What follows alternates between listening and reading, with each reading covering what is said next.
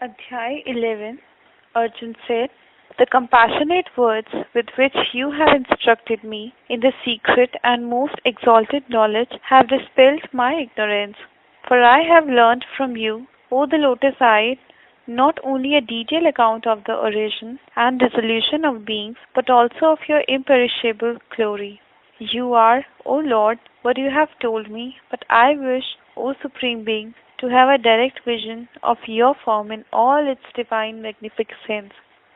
Show me, O Lord, your eternal form if you consider, O Yogeshwar, that it is possible to see it." The Lord said, "Behold, O Parth, my hundreds and thousands of various celestial manifestations of different hues and forms. See in me, O Bharat, the sons of Aditi, the Rudra, the Vasu, the Ashwin brothers, and the Marut, as well as numerous other marvelous forms that have not been seen before. Now, O Buddhakesh, see in my body at this one place the whole animate and inanimate world and whatever else you desire to know. But since you cannot see me with your physical eyes, I grant you to divine vision with which you may behold my magnificence and the might of my yoga." Sanjay said, "After speaking thus, O king, the Lord, the great master of yoga, revealed his supreme, omnipresent form to Arjun. And the infinite, all-pervading God, with numerous mouths and eyes, many wondrous manifestations, decked with various ornaments, carrying many weapons in his hand, wearing celestial garlands, and apparent anointed with heavenly perfumes, and endowed with all kinds of wonder. Even the light of thousand suns in the sky could hardly match the radiance of the omnipresent God. Pandu's son then saw into the body of Krishna, the God of gods, the many separate worlds together." Sanjay said, then overwhelmed by awe, and with his hair standing on end, Arjun paid obeisance to the great God and spoke thus with folded hands. Arjun said, "I see in you, O Lord, all the gods, host of beings, Brahma on his lotus seat, Mahadev, all the great sages, and miraculous serpents. O Lord, all the world, I behold your many stomachs, mouths, and eyes as well as your infinite forms of all kinds, but O the Omnipresent, I can see neither your end, nor your middle, nor your beginning. I see you crowned and armed with a mace and a chakra, luminous all over like blazing fire, and the sun, dazzling and immeasurable.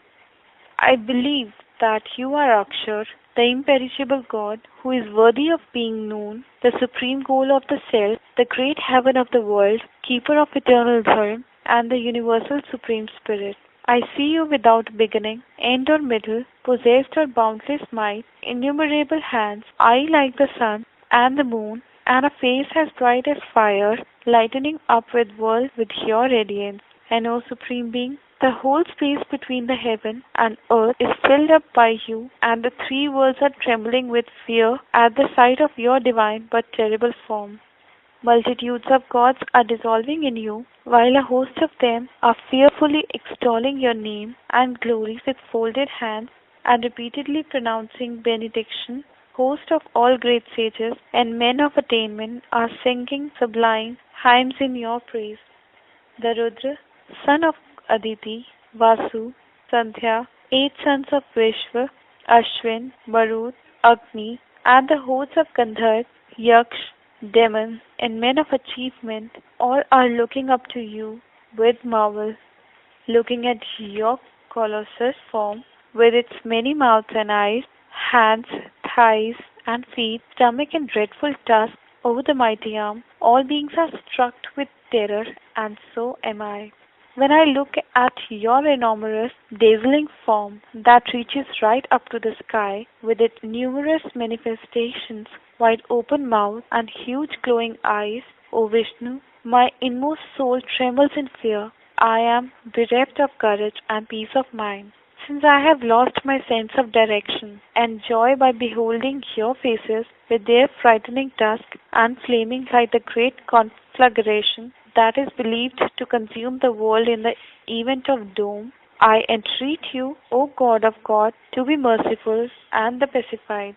And I see Dhritarashtra's son, along with many other kings, Bhishma, Dronacharya, Karna, even the commanders of our side and all, beings rushing wildly into your dreadful mouth with its terrible tusks, and some of them lying between your teeth with crushed heads. Warriors of the human world are flinging themselves into your flaming mouth just as numerous rivers flung into the ocean.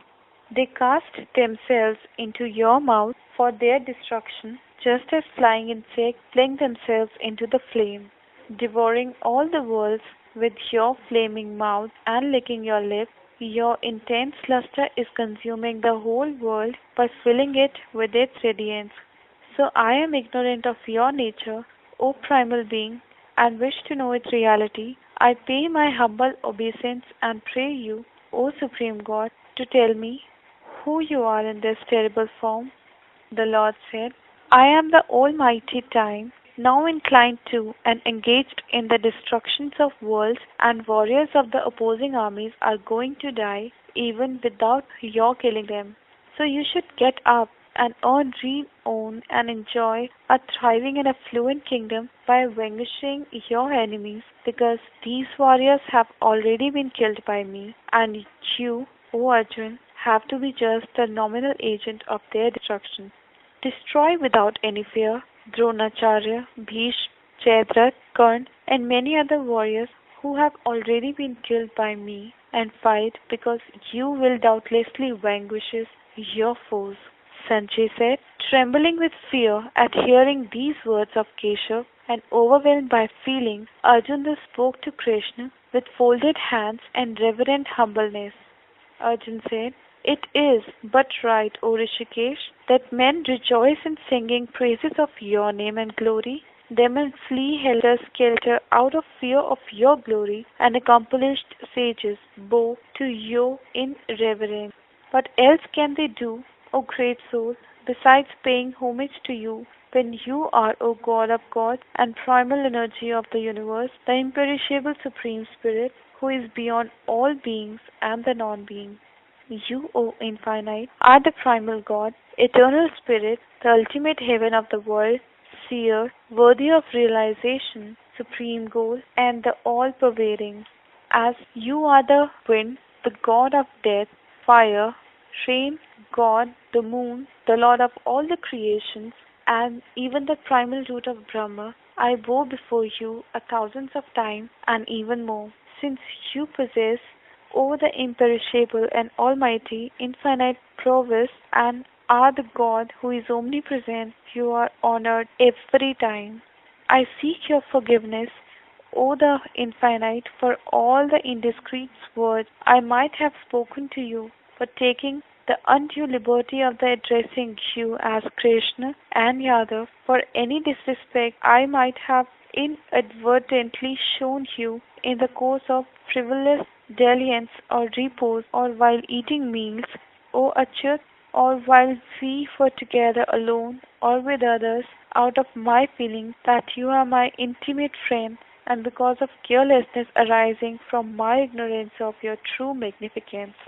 Since no one in the three worlds can even equal you, who are Father of animate and inanimate worlds, the greatest of all the teachers, most venerable and of immense magnificence, how can anyone else be superior to you? So throwing myself at your feet and bowing to you in the humblest homage, I beseech you, O the most adorable God, to forgive my error, as a father forgives his son, a friend his friend, a loving husband his beloved wife. Be appeased, O the infinite and God of gods, and show me your merciful form, because although I rejoice at beholding your wondrous form, which I had not viewed before, my mind is also afflicted with terror, since I long to see you, O the thousand-armed, omnipresent God, as I beheld you earlier, wearing a crown and armed with a mace and your chakra. I pray you to resume your four-armed shape. The Lord said, I have compassionately revealed to you, O Arjun, by an exercise of my power of yoga, my resplendent, primeval, infinite, omnipresent form, which no one else has beheld before. O the most distinguished of Kuru, no one else besides you in this mortal world is capable of seeing my infinite, universal form, which can be known neither by study of the Ved nor by performance of yajna, nor even by charity or virtuous deeds or rigorous spiritual austerities. Behold again my four-armed form, so that you are freed from the confusions and fears inspired by my terrible manifestations, and think of me with affection. Sanjay said, after speaking to Arjun, Lord Vasudeva again revealed his earlier form, and the sage, like Krishna, thus comforted with the frightened Arjun by manifesting to him his placid form.